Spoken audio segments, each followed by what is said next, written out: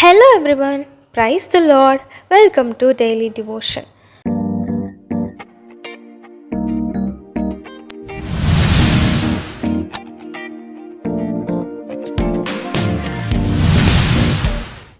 நிறைய பேரை நம்ம திங்க் பண்ணிகிட்ருக்கலாம், கடவுள் என்னை ரொம்ப சோதிக்கிறாரு அப்படின்னு சொல்லி.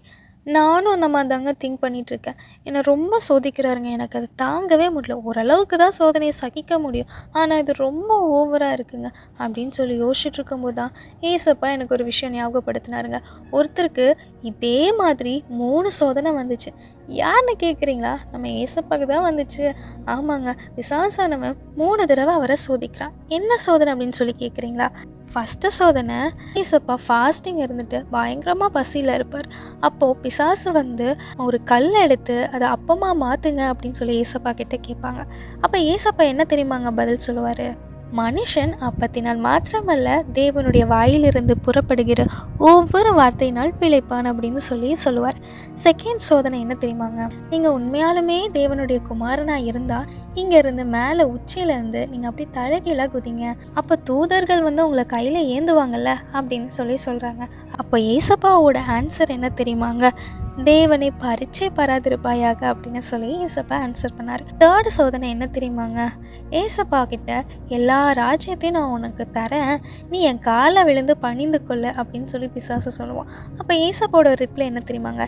என்னை விட்டு அப்பாலே போ, என்னை விட்டு தூரமாக போ அப்படின்னு சொல்லி ஏசப்பா சொல்லி 3 டெஸ்ட்லேயும் அவர் வின் பண்ணுவார். நம்ம வாழ்க்கையிலும் இப்படி ஒரு டெஸ்டிங் பீரியட் நடக்குதா? அந்த டெஸ்டிங் பீரியட் ரொம்ப கடுப்பாக இருக்கா, ரொம்ப கஷ்டமாக இருக்கா?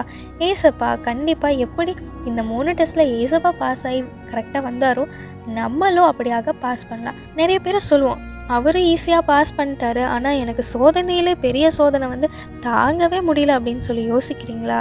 ஏசப்பா அதுக்கும் ஒரு வார்த்தை கொடுத்துருக்காங்க. சோதனை கொடுக்குறாருன்னா அதுலேருந்து தப்பிச்சுக்கொள்ள வழியையும் உண்டு பண்ணுறேன்னு சொல்லியிருக்கிறாரு. சாதாரணமாக திராணிக்கு மிஞ்சி யாருக்குமே ஆண்டவர் சோதனை கொடுக்க மாட்டார். இன்கேஸ் அந்த சோதனை வருதுன்னா ஏசப்பா எவ்வளவோ நம்மளை நேசிக்கிறாரு இல்லையா?